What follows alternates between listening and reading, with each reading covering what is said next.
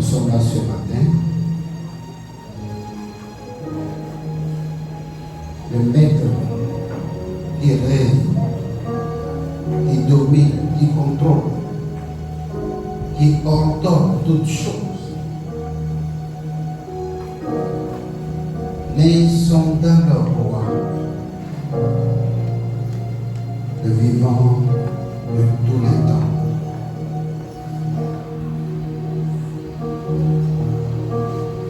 Nous avons appris et nous avons vu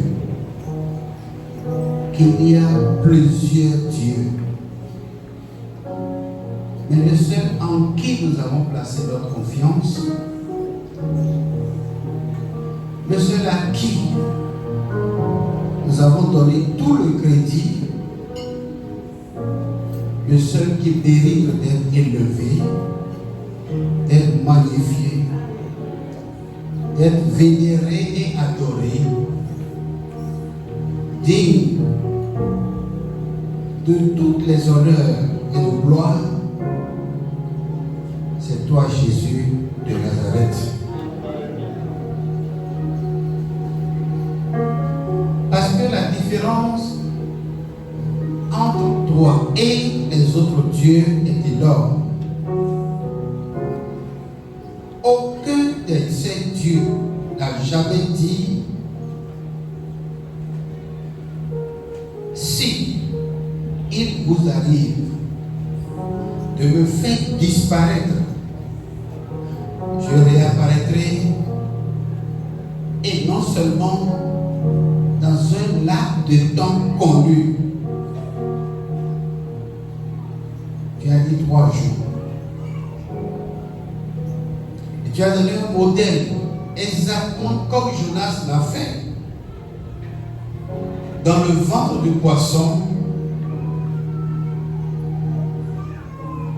il croyait que c'était fini pour lui. La mort était une évidence. Ceux qui l'ont vu jeter dans l'eau savaient que c'était fini pour lui. Mais subitement, il est revenu à la vie. C'est de cette façon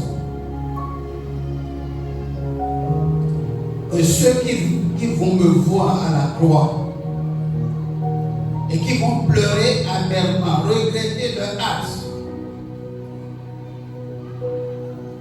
qu'ils ont éliminé un Dieu, un soi-disant Dieu, un qui s'est autoproclamé Dieu. Même Judas a été le premier à regretter son acte parce qu'il croyait avoir donné sa belle d'association pour éliminer un vrai Dieu. Mais à la surprise de tout le monde, de la même manière que Jonas est réapparu, de cette manière, qui est revenu encore aux affaires. Et en dépit de tout cela, avec toutes les preuves visibles, tangibles,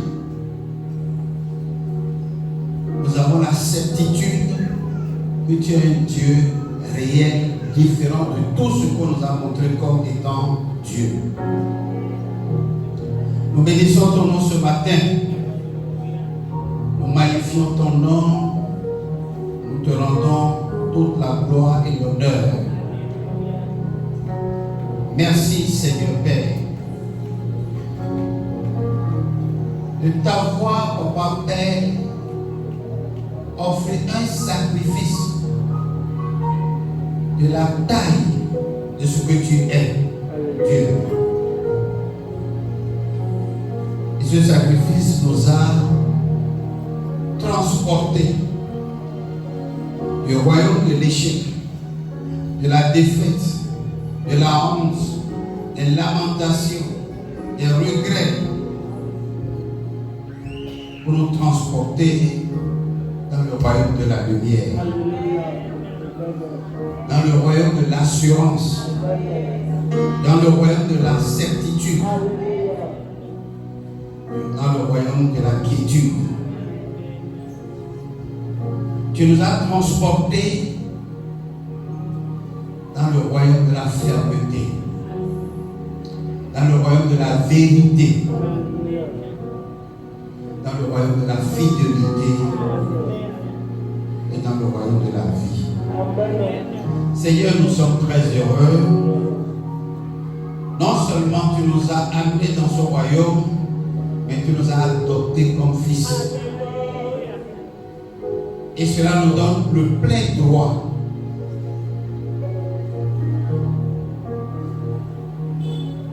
de pouvoir jouir de tous les avantages, de tous les privilèges.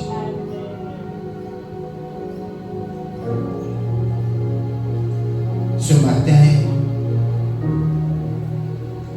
nous voulons te dire, Père, parce que Jésus a dit, ne me touchez pas jusqu'à ce que j'aille vers mon Père qui sera à partir de ce moment votre Père.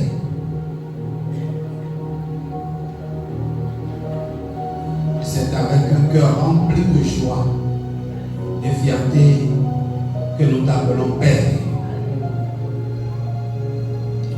Prends ce moment et dispose-le, Seigneur, Papa, Père, pour la bénédiction de chacun au nom de Jésus.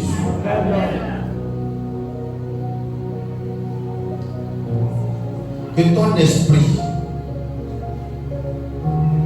l'esprit que tu as envoyé sur nos pères ce jour-là, et qui les a rassurés dans leur cœur, que tu es un Dieu de parole,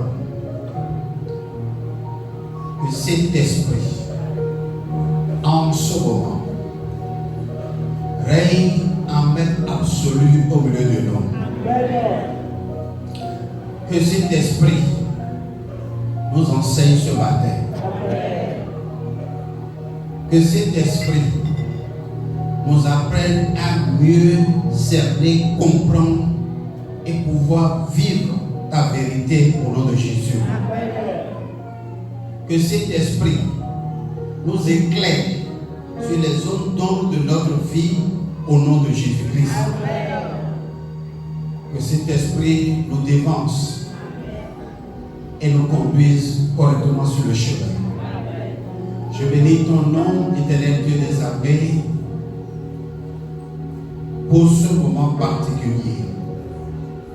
Nous sommes appelés à manger, à boire avec toi, et nous considérons cela comme un grand privilège. Que personne parmi nous, Seigneur, ne passe à côté de ce privilège au nom de Jésus. Permets qu'il soit pour chacun un moment de grande bénédiction au nom de Jésus. Merci Seigneur. Reçois la gloire et l'honneur. Au nom puissant de Jésus, j'ai prié. Amen.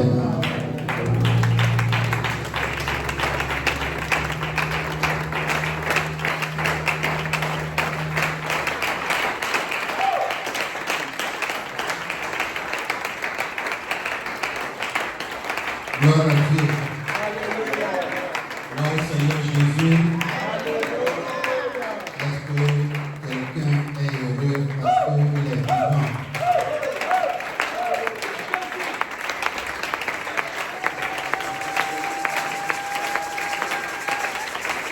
Alléluia. Amen, amen. Avant de s'asseoir, nous allons essayer d'aller vers un ami. Et je sais que vous n'avez que des amis dans la salle, ou bien que des amis. Les ennemis sont dehors, ou bien non, ceux qui sont dehors ne sont pas des ennemis, c'est des amants gagnés. Amen. Gloire à Dieu. Alléluia. Et tu vas vers un ami ce matin pour lui dire, je suis heureux de te voir. Je suis heureux de te voir. C'est trop. Amen. Vous pouvez vous asseoir dans la grâce du Seigneur. Amen. Il n'y a pas de ces choses que nous n'allons pas voir, prévoir et également vaincre. Gloire à Dieu. Alléluia. Que le cœur de chacun de nous s'ouvre, surtout pour cette année 2026, afin que nous puissions comprendre la raison pour laquelle le Seigneur nous a sauvés. Amen. C'est capital. Si nous savons la raison pour laquelle le Seigneur nous a sauvés, il nous a mis à part, il nous a mis au large pour utiliser, c'est très capital. Parce que tant que nous serons appelés à faire la volonté de Dieu, lui, il fera ce qui revient à chacun de nous. Gloire à Dieu. Ce matin, je vais partager juste une petite exhortation avec vous dans le livre de 1 Corinthiens chapitre 10. 1 Corinthiens chapitre 10. Mais le texte est long. Le texte est long et nous allons le lire entièrement. 1 Corinthiens chapitre 10, du verset 1 au verset 22. Amen. Amen. Frères et sœurs chrétiens, je veux vous rappeler ce qui est arrivé à nos ancêtres. Ils ont tous été protégés par le nuage, ils ont tous traversé la mer Rouge. Ils ont tous été baptisés dans le nuage et dans la mer en étant unis à Moïse. Ils ont tous mangé la même nourriture spirituelle et ils ont bu la même boisson spirituelle. En effet, ils ont bu à un rocher spirituel qui les suivait et ce rocher, c'était le... Très important, la conclusion nous laisse sur deux questions. Est-ce que vous voulez inciter la jalousie de Dieu? Croyez-vous que vous êtes plus fort que lui? Alléluia. Amen. Est-ce que nous voulons inciter la jalousie de Dieu? Hein? Non. Est-ce que nous imaginons que nous sommes forts que lui? Non. C'est à ces questions-là que je vous invite à méditer, à permettre à l'Esprit de l'Éternel de vous éclairer. Parce que l'inquiétude de Paul, c'est de rappeler à ses concitoyens que lui a pris la résolution de s'abandonner uniquement à Dieu. Mais le pire qui est là, c'est qu'il passe le même pain qu'eux.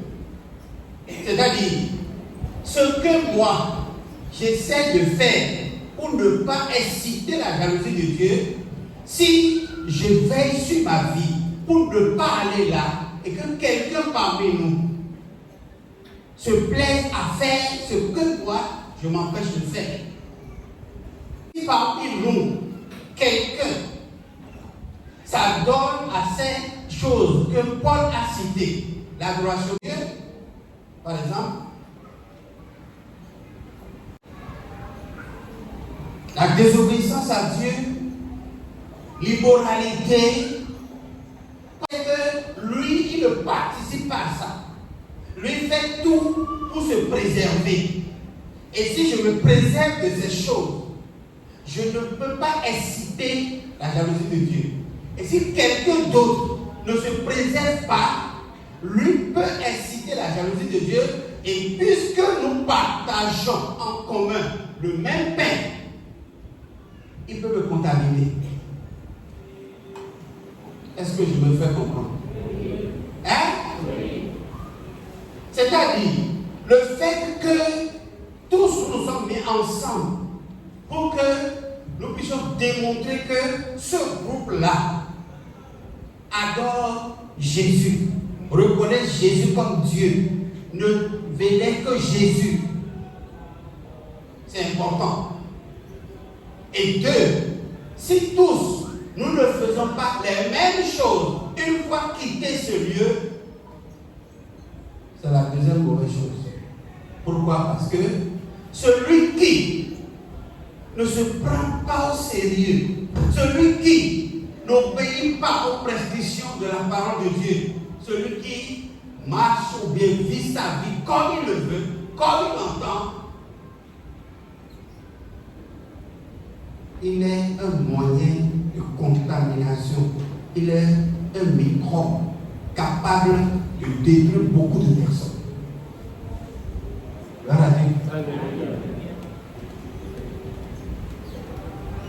Paul s'inquiète pour sa vie.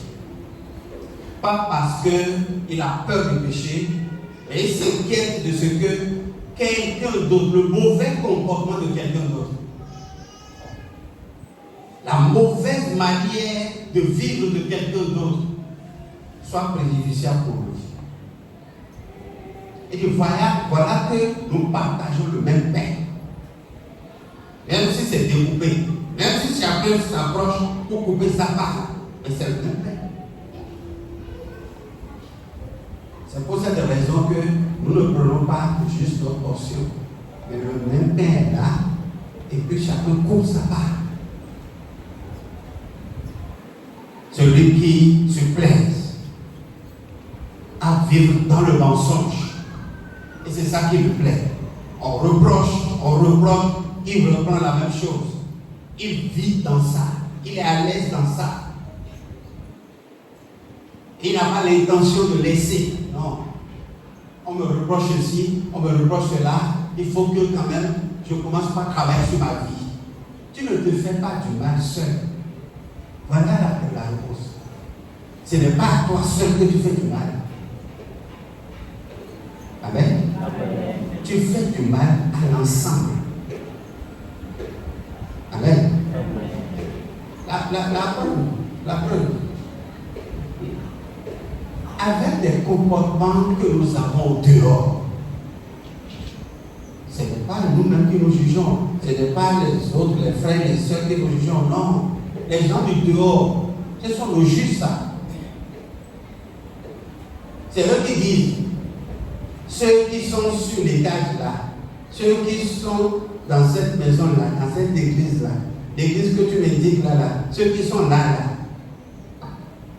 voilà ce qu'ils font. Vous croyez qu'ils ne vous connaissent pas? Ils vous connaissent très bien, de nom même. Surtout la dame qui vend des bananes là. Vous connaissez, vous la connaissez, non? Ils vous connaissent de nom. Je vous dis. Et ils connaissent chacun. C'est vous-même qui allez vous asseoir là-bas pour raconter tout ce que vous vivez dans la salle ici. Et elle prend l'autre. Elle ne peut jamais venir dans cette église. Je suis sûr. Même si Jésus descendait. Je vous le dis. Elle ne peut jamais recevoir le Jésus de MBI ici. La dame qui va maintenant là, qui va les feux là. Jamais. Parce que c'est la deuxième église là. C'est une MBI prime qui est là. Ceux qui sont dehors. Alléluia. J'ai demandé à celles qui vont à l'évaluation le vendredi, quelle est l'insuffisance de l'évaluation qui fait que votre évaluation ne donne pas de fruits? C'est parce que la bouche qui évangélise, c'est la même bouche là qui contredit l'évaluation. C'est tout.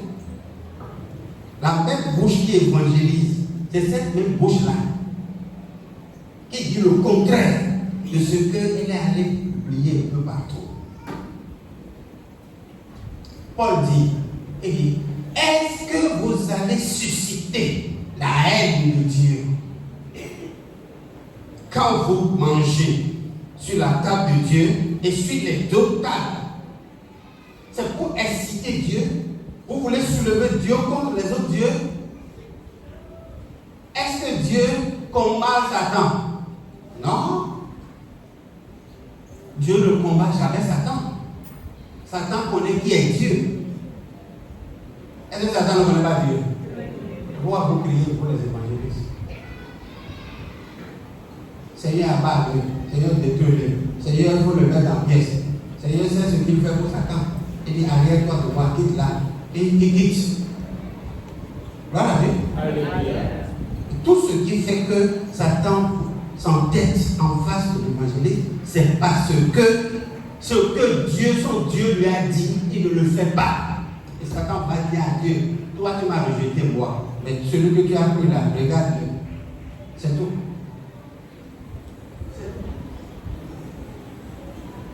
Est-ce que vous voulez confronter Dieu avec vous? Non. Nous ne sommes même pas forts plus que Satan. Je vous laisse là. C'est la vérité.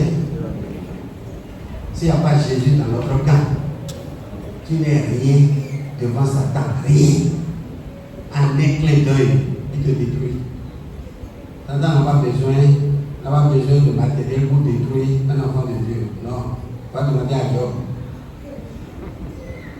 Va demander l'histoire à Job. Est-ce qu'on peut affronter Satan? Il va te dire non. Il ne faut jamais tenter ça. Frères et sœurs dans le Seigneur, nous sommes appelés ce matin à partager ce repas, le repas du Seigneur. Et ceux qui mangent avec les esprits savent l'importance de ce repas. Ceux qui ont fait l'idolâtrie avant de rencontrer Jésus savent bien ce que je dis. Quand on mange avec une divinité, quand on mange avec un Dieu,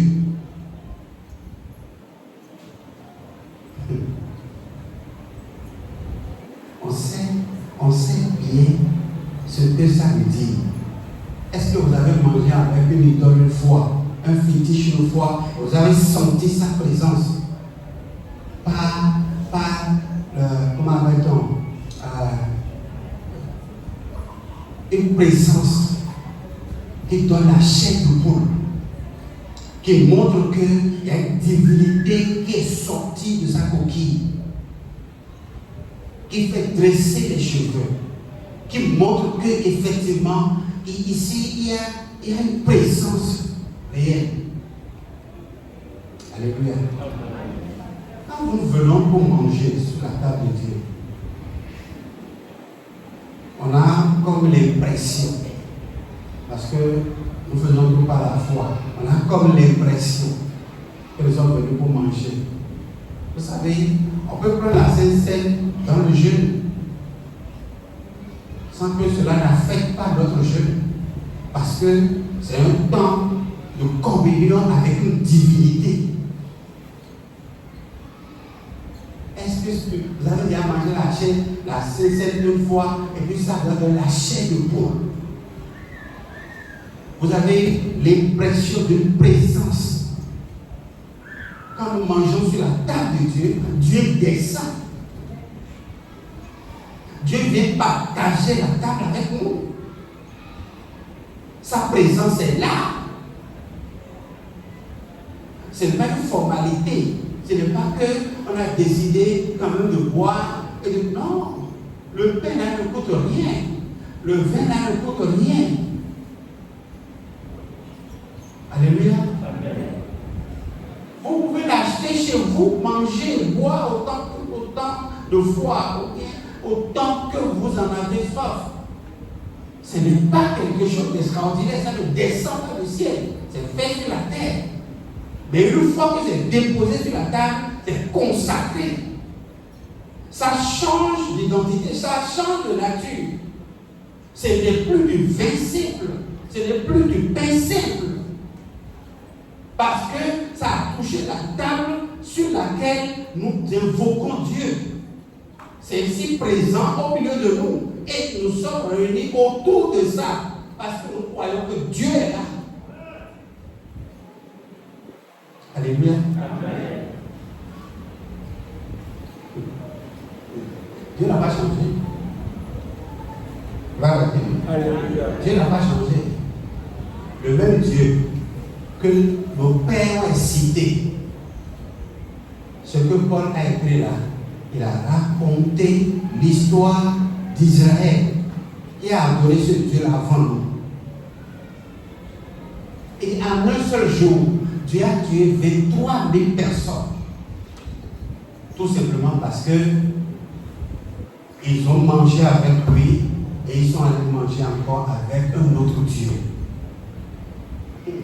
Quand on désobéit aujourd'hui, apparemment, mais quoi? Il n'y a pas des ampoules qui apparaissent pour démontrer que telle personne a désobéi. On ne devient pas plus lépreux, non. Il n'y a pas de signes extérieurs qui montrent que telle personne a désobéi, telle n'a pas désobéi. Non. Laissez-moi vous dire qu'il y a l'Esprit de Dieu. Il fait quoi? Qui sonde même les profondeurs de l'homme et qui convainc l'esprit de l'homme qu'il a désobéi. Gloire à Dieu. L'esprit là de Dieu qui nous a laissé, nous a abandonné à l'esprit en allant au ciel. L'esprit là est là pour chaque fois nous parler, nous rappeler à l'ordre. L'esprit là sonde les cœurs et les reins, sonde les profondeurs de l'homme et parle en nous-mêmes. Nous sommes conscients. Et donc on dit qu'elle vient de nouveau. Nous sommes conscients que l'Esprit de Dieu descend en nous pour nous attester que ça, ce que tu as fait là, personne n'a vu, personne ne connaît, personne. Tu t'es bien caché pour le faire. Gloire à Dieu. Quelqu'un dit, j'aime votre silence. Parce qu'on entend bien dans le calme, dans le silence. L'esprit là descend et témoigne à ton esprit. C'est ce que le christianisme a de plus fort que les autres obédiences. L'Esprit de Dieu, ça descend en toi. On n'a pas besoin de gesticuler, de crier, de vociférer, de tomber, de se relever. Non, dans le calme, dans la tranquillité, je sais que l'Esprit de Dieu vous parle et vous entendez. Mais comme Paul, je le répète, ce matin. Alléluia. Pour ma vie. Je dis pour ma vie. Pour ma vie. Je parle pour ma vie. Et je parle pour votre vie. Nous sommes en communion. Nous pouvons nous haïr les uns les autres. Nous pouvons nous rejeter les uns les autres, mais nous sommes en communion.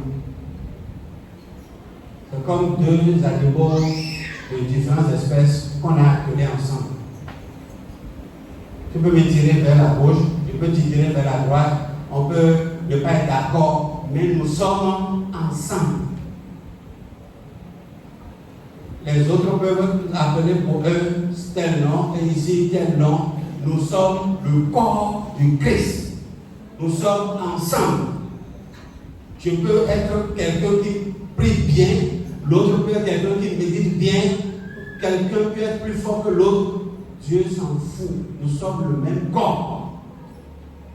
Gloire à Dieu. Nous sommes ensemble. Et tout ce qu'on te reproche, indirectement me le reproche.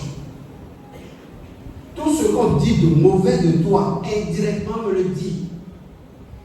Tout ce que tu subis ou tu supportes, contre ta volonté, contre ton désir, je le supporte aussi. Parce que ta joie est ma joie. Si ta joie est ma joie, il faut savoir que ta souffrance est aussi ma souffrance. Ton problème est mon problème. Et je ne dis pas ça pour que tu viennes venir, que tu viennes vers moi pour demander de prêt. Je ne suis pas une banque. Si tu me demandes prêt, je vais aussi te demander d'aller remplir les formalités. Alléluia. Parce que toute ouverture pour le chrétien, c'est pour aller emprunter de l'argent. Moi, je n'ai pas une banque. Je ne fais pas un prêt sur des formalités. Je fais un prêt sur conviction. Si l'esprit me dit de donner, je donne. Si l'esprit ne me dit pas, j'ai de l'argent, il va dire non. Alléluia. Amen. Oui. Parce que l'esprit m'a dit, ne lui donne pas. Je suis à l'œuvre, c'est moi qui l'ai mis à l'épreuve. Alors qu'il doit subir correctement l'épreuve de Dieu et sortir vainqueur. Et là, il va juger, il te remettre ce qu'il veut te remettre. C'est ça. Alléluia. Amen. Frères et sœurs dans le Seigneur, le sacrifice de Dieu que nous partageons ensemble ici est divisé en trois. Je vais parler des trois qui font partie de la sacrifice de Dieu et nous allons manger ensemble. Amen. Quand quelqu'un amène son sacrifice dans le tabernacle de Dieu, le sacrificateur a le devoir de le diviser en trois. Et la première part, c'est la part de l'autel. On prend cette part-là et on la réserve pour l'autel de Dieu. Et même la loi de Moïse a dit, si c'est trop grand pour l'autel, allez vendre le reste et déposer la part de l'autel là. Il y a une part qui revient à l'autel, la présence de Dieu, qui revient à Dieu lui-même. Parce que c'est lui qui prend l'autel, le sacrifice. On appelle ça la part de la divinité. La part de l'idole ou bien la part de la divinité de Dieu que vous adorez. Le Dieu en qui tu as cru. Le Dieu que tu honores en accordant une part de ton sacrifice. La part est accordée à Dieu pour demander la miséricorde de Dieu. Parce que la Bible dit que si les enfants de Job finissent de fêter, Job offre à Dieu un sacrifice pour demander la miséricorde de Dieu sur tous ses enfants. Peut-être qu'il y a un péché qu'ils auraient fait que lui ne connaît pas, qui peut exciter la colère de Dieu. Il donne ça pour apaiser Dieu, pour demander pardon à Dieu.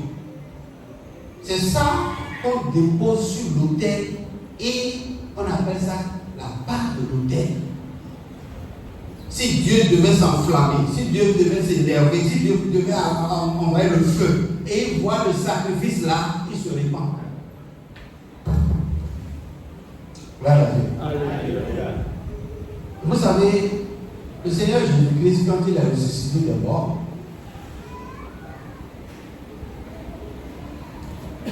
la première personne qu'il a vue, c'est Marie. Et Marie l'a appelé comme le jardinier. Vous connaissez cette histoire. Et quand il a appelé Marie, parce que Marie estimait que le jardinier ne peut pas connaître son nom. Elle n'a pas l'habitude d'aller régulièrement dans le cimetière. Et quand il a appelé Marie, automatiquement, il a su que celui que je vois là, ce n'est plus le jardinier. Il a répondu Rabboni, qui veut dire maître. Alléluia. Amen. Elle a couru pour aller l'embrasser. Jésus l'a empêché. Il ne me touche pas. Il faut que j'aille vers mon Père qui est votre Père pour montrer le sacrifice de l'autel.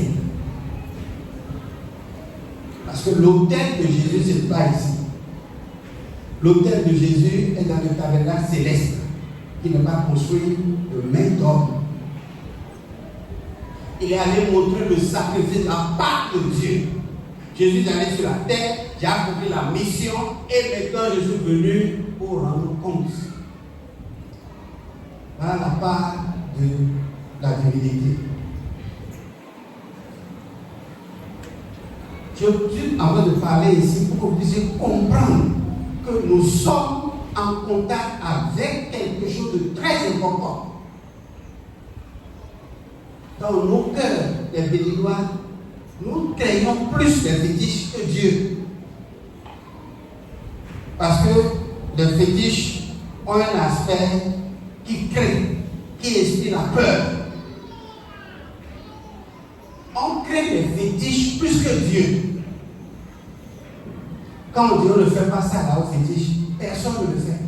Personne. Tout le monde respecte.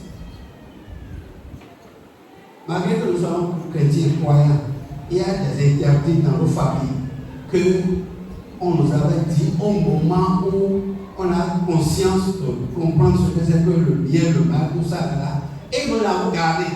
Même en tant que chrétien, on ne le fait pas. Elle est nourriture que tu ne manges pas. Alors, tu es de telle région, tu es de telle zone, tu es de telle. Quand ceux de telle région mangent ça là, ils ont enfreint les lois de la famille. Et tu ne manges pas. Maintenant que tu es chrétien, et que la Bible déclare que si Christ vous a franchi, vous êtes. Tu ne manges pas ça. Et tu es libre, non?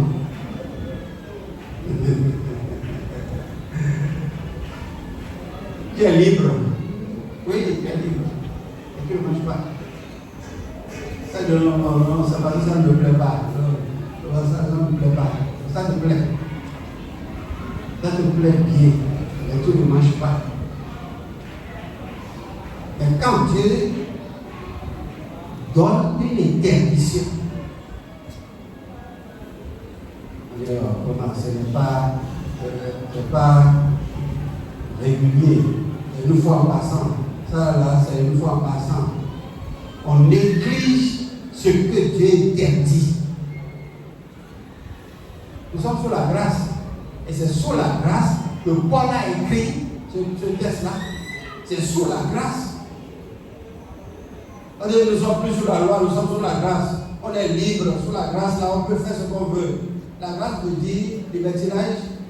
La grâce veut dire la liberté pour faire tout ce qu'on veut. Non. Non. La grâce ne nous permet pas de faire tout ce que nous voulons. Tout est permis. Mais tout n'est pas utile. Alléluia. Gloire à Dieu. Alléluia. Tout est permis. Mais tout n'est pas pour l'édification. Est-ce qu'en voulant agir, en voulant parler, toi tu penses à moi? Il y a même des gens qui se plaisent à dire à leur prochain, va dire ça à papa. Il y en a. Il y en a parmi vous. Va dire ça à papa. Dis papa. Je ne suis rien, mais je représente Dieu pour toi. Parce qu'à cause de toi, moi je fléchis les genoux devant le Seigneur pour dire, Seigneur, fais-lui grâce, Seigneur, sors-le, Seigneur, agis, Seigneur, fais ceci. Je ne suis rien. Alléluia. Ayez quand même de la passion pour ce qui est pour Dieu. Pensez à Dieu quand vous voulez agir. Pensez à Dieu.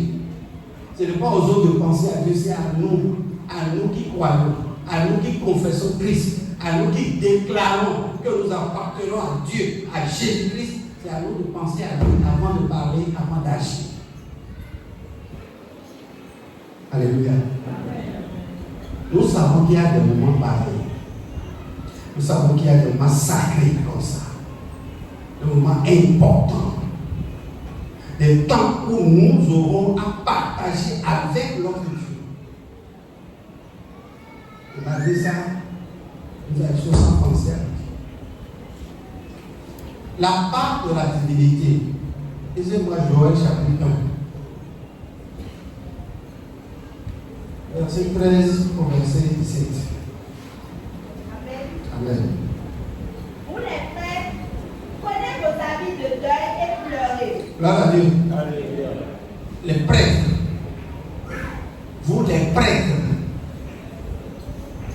vous qui avez la charge, la responsabilité d'apporter de la consolation, d'apporter la joie, de maintenir la santé spirituelle du peuple.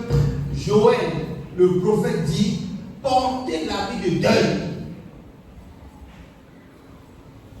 Parce que le salaire du péché, c'est la mort. porter des habits de deuil, montrer au peuple que ça ne va pas. Spirituellement, ça ne va pas. Alléluia. Frère, je parle ici parce que le retour de Jésus est proche. Et nous n'allons pas à nous caresser dans le bon sens. Il faut qu'on se dise les vérités.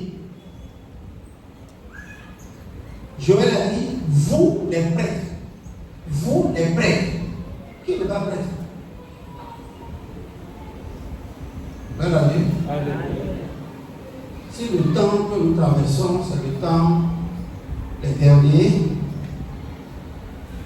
et que le livre que nous sommes appelés à prêcher, c'est le livre d'Apocalypse, le verset de chapitre 1, elle dit que tous ceux-là, nous tous, nous sommes des sacrificateurs.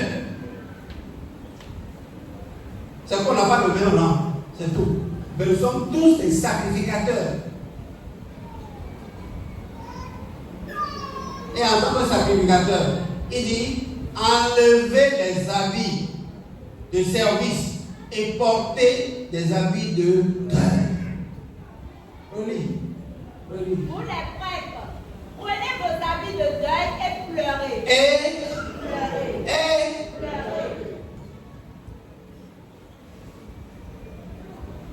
Qui se rappelle de ce que j'ai dit le 31? Gloire à Dieu. Gloire à Dieu. Alléluia. Portez des habits de deuil et pleurez. Commencez par laisser couler des larmes de regret. Permettez au peuple de se voir au travers de votre visage. Je dis à quelqu'un, Dieu ne nous a pas parlé, nous. Mais Dieu nous a montré une photo. Dieu nous a montré une photo.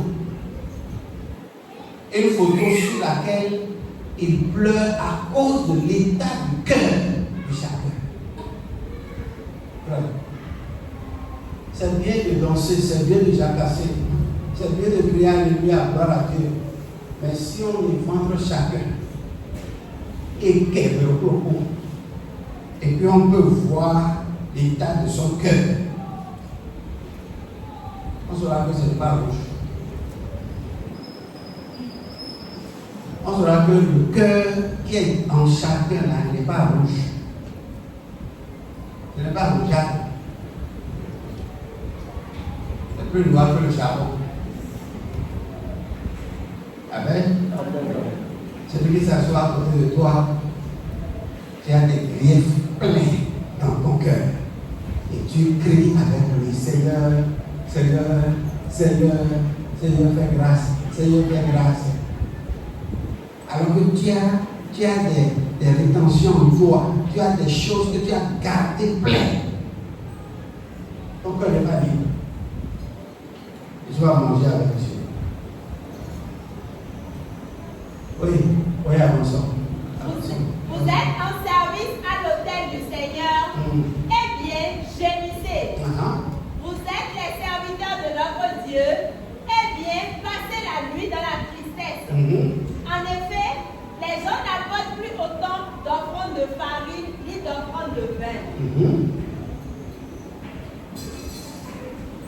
Donnez l'ordre de jeûner.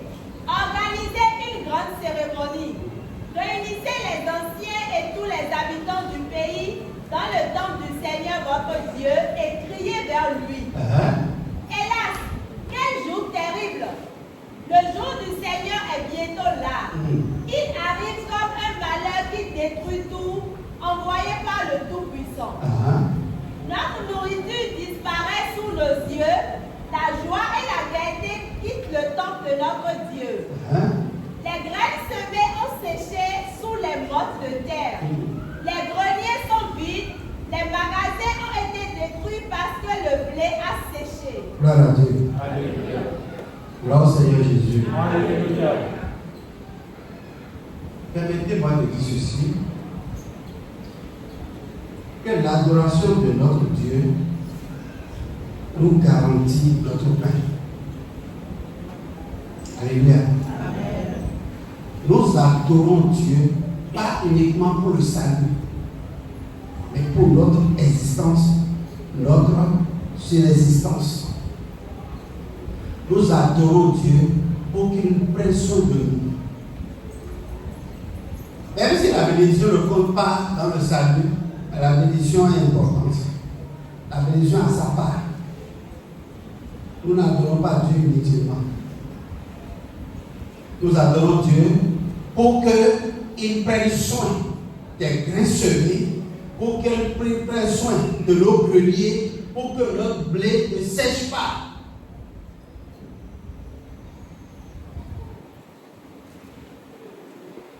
Nous adorons Dieu, pas pour pleurer, mais pour se réjouir. Alléluia. Amen. Et quand nous voulons que ça soit ainsi, craignez Dieu, respectez Dieu, craignez Dieu, respectez Dieu, craignez Dieu, respectez Dieu. Je vous le répète, au début de cette année, crains Dieu et respecte Dieu. Ne crains pas l'homme. Mais crains Dieu, frère, crains Dieu, soeur, crains Dieu.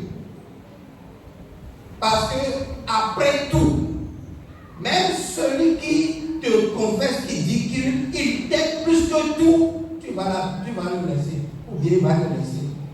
Mais crains Dieu. Crains Dieu. Alléluia. Amen. Ne crains pas Dieu dans ton langage. Ne crains pas Dieu simplement quand tu parles à quelqu'un. Mais crains Dieu dans tes faits et gestes. Crains Dieu dans ce que tu dis. Crains Dieu. Que le chant que tu chantes soit la vie que tu mènes. Alléluia. Amen. Que ta vie soit une fierté, non seulement pour moi, mais pour ton Dieu. Amen. Sois le sacrifice vivant qu'on va déposer sur l'autel de Dieu. Pour que Dieu te voie et se réjouisse. Gloire à Dieu. Il y a le sacrifice, la part qu'on dépose dans le temple. La part qu'on dépose dans le temple. C'est la part qu'on brûle très souvent. C'est la part qui est consumée entièrement. Et ça, souvent, on appelle l'holocauste. On appelle ça la part du temple. Dans le sacrifice. On va lire Amos chapitre 4, verset 5. Juste. Amos chapitre 4, verset 5. Amen. Amen. Faites brûler sur l'autel du pain levé pour vos sacrifices de louange. Annoncez devant tous les dons volontaires que vous me faites, puisque c'est cela que vous aimez.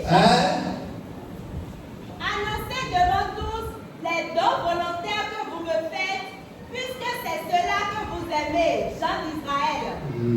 Voilà ce que le Seigneur Dieu déclare. Alléluia. Gloire à Dieu. Alléluia. Et la part du temple, c'est la part qu'on brûle. Et ça se consume entièrement. Ça disparaît devant le Seigneur. Il ne tient plus compte de ça. Et c'est comme les louanges que vous offrez à Dieu. Est-ce que la louange que nous offrons à Dieu, on peut encore les reprendre? On peut les reprendre? Non. Et une fois que nous l'offrons au Seigneur, ça disparaît devant nos yeux. Et c'est exactement ça, les offrandes que vous faites. Et une fois que ça t'a brûlé, ça t'a fait du mal, jusqu'à ce que tu apportes ça dans la maison du Seigneur, ça va disparaître de tes yeux. C'est-à-dire que tu ne dois plus t'en souvenir. Parce que c'est la part du temple. Il faut savoir accorder au temple ce qui est le au temple. C'est la part du temple. On donne et ça se brûle, ça disparaît. Ça disparaît de ta vie. Tu n'en penses plus. Alléluia. Je sais qu'il y a des choses dans lesquelles le Seigneur va nous éduquer. Il y a des choses dans lesquelles il va il va nous élever. Il y a des choses dans lesquelles nous passons et le Seigneur va nous les apprendre jusqu'à ce qu'on devienne des maîtres de ces choses. Alléluia. Il y a des choses que vous faites, Dieu ne peut pas tenir compte de tout ça pour vous. Il y a des dons volontaires que vous me faites. Annoncez devant tous. Allez annoncer devant tous. Je n'ai jamais oublié ce passage-là. Je me rappelle toujours quand j'avais connu fraîchement le Seigneur. J'ai donné ma dîme de 5 000. Ose donner. Ne l'oubliez pas. N'oubliez pas. J'ai donné et je suis venu à la maison. Tellement ça m'a fait mal le jour-là. Parce que cette tontine que j'ai ramassée. Et la tontine faisait 50 000 pour donner la dîme. Ça va être. J'ai donné la dîme de 5 000. Je me souvenais de ça depuis l'année jusqu'à la maison, à Bobigodi. Et quand je suis rentré automatiquement, j'ai dit à Ange, aujourd'hui ma dîme là, c'est 5 000 que j'ai donné. Il dit, hey, t'as donné combien? Il dit 5 000. Il dit, ah, c'est trop. Alors que l'autre maman est derrière le mur là. Elle a entendu tout. Elle est sortie de sa chambre avec cri. Tu avais donné combien? Et je lui ai donné. Il dit non, j'ai entendu tout de suite. Tu as dit ça à Ange. Tu as donné 5 000 à l'église. Moi j'ai faim ici. Et tu me laisses pour aller donner 5 000 aux gens, aux pasteurs, aux gros ventres là, et ils vont manger ça en plus. Je me suis souvenu de ça quand je suis devenu pasteur. Et je lui ai dit, maintenant je suis pasteur. Tu te rappelles quand il avait donné 5 000 en son temps là, et les pasteurs au gros ventre ont mangé. Elle arrive fatiguée.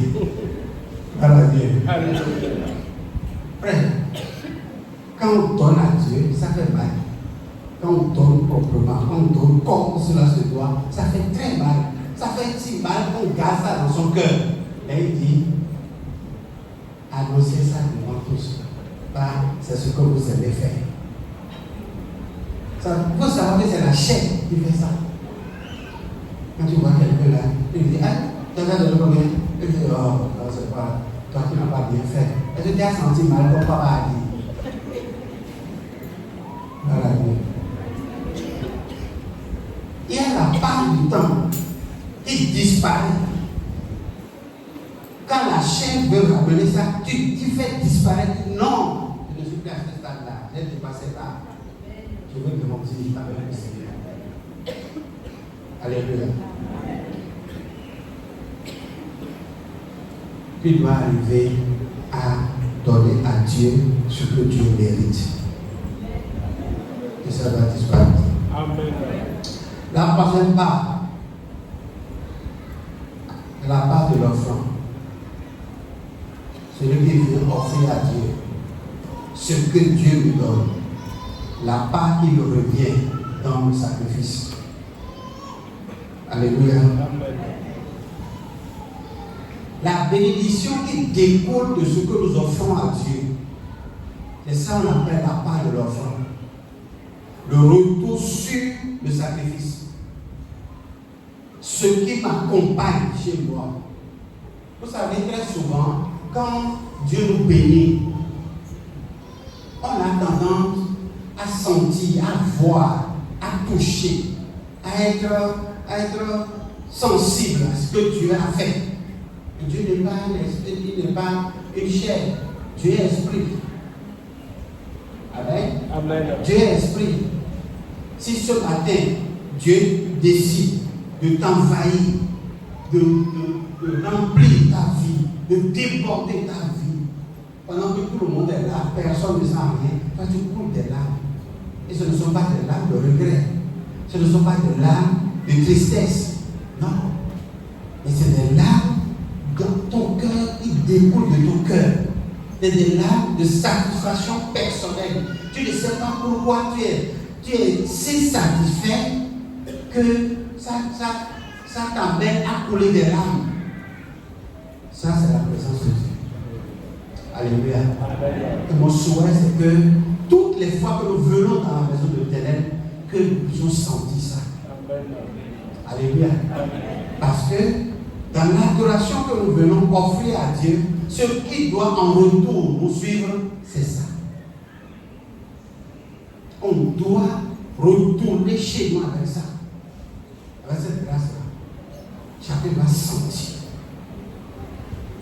Quand tu vas vers Dieu, tu lui offres des sacrifices. En retour, il y a des choses que tu vas se manifester. Il y a des choses que tu dois remarquer. Tu dois se passer de ta vie. On ne vient pas au culte simplement pour les habits, on ne vient pas au culte pour les beaux yeux de quelqu'un, mais on vient au culte pour sentir Dieu. Alléluia. Même celui qui dirige l'adoration, il doit diriger l'adoration de manière à ce que lui-même sent que Dieu est là. Et ceux qui participent également. Dans le livre de 2 Corinthiens chapitre 13, verset 13. 2 Corinthiens 13, 13. Oui, amen. Que le Seigneur Jésus-Christ vous bénisse. Que le Seigneur Jésus-Christ vous bénisse. Amen. C'est à cause de ce maître que tu n'avais pas dit ça au départ. Mais tu n'es pas sensible. Mais soyez sensible. Oui. Que l'amour de Dieu et l'Esprit Saint qui nous unit soient avec vous tous. Amen. Gloire à Dieu.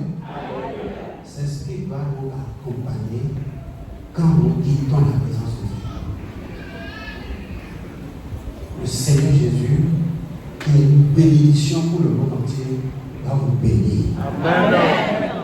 L'amour de Dieu et l'Esprit Saint qui nous unit doit être toujours avec nous. Amen. Alléluia. C'est ça qui nous réunit, c'est notre part ça. On vient à l'église pour ça. On participe au culte pour ça. Et ce qui est marrant aujourd'hui, c'est que c'est comme si on nous a arraché ça. On nous a pris notre part. C'est comme si la part là ne nous revient pas. C'est que nous ne connaissons pas notre part. Non, c'est ta part ça. C'est la part qui te revient. Tout ce qui se fait sur l'autel ici et qui sort, toi tu dois répondre à nous. Parce que c'est ta part. Ce n'est pas pour rien que nous comportons parfois de manière bizarre. Je prends. C'est ta part. Si tu ne prends pas ça, va faire quoi? Ça va te laisser. Ça va te laisser. Dans le sacrifice suprême que Jésus a accompli sur la croix, il y a la part de l'autel, il y a la part du temple et il y a ta part. Alléluia. Amen. Que la fatigue ne t'arrache pas ta part. Amen. Les gens viennent à l'église comme des observateurs. Tu vas prendre note de tous les comportements des uns des autres, des réactions des uns des autres, et c'est ça qu'il y a maintenant. Alors, vraiment, la façon dont telle personne a marché aujourd'hui, la façon dont telle personne a parlé aujourd'hui, c'est pas ça, c'est pas ta part. Tu ne laisses ta part pour aller prendre une part qui revient à l'autre. Vous connaissez l'autre? Vous connaissez? Mais ce qui est important pour maintenant s'accaparer des choses éphémères. Non, c'est pas ça. La part qui te revient, c'est la part de la bénédiction. Amen. Alléluia. Amen. C'est la part de la bénédiction. Tu viens dans sa présence et tu te retrouves béni. C'est ça. Dis-moi pour finir. 1 Corinthiens 10, verset 18. Verset 18.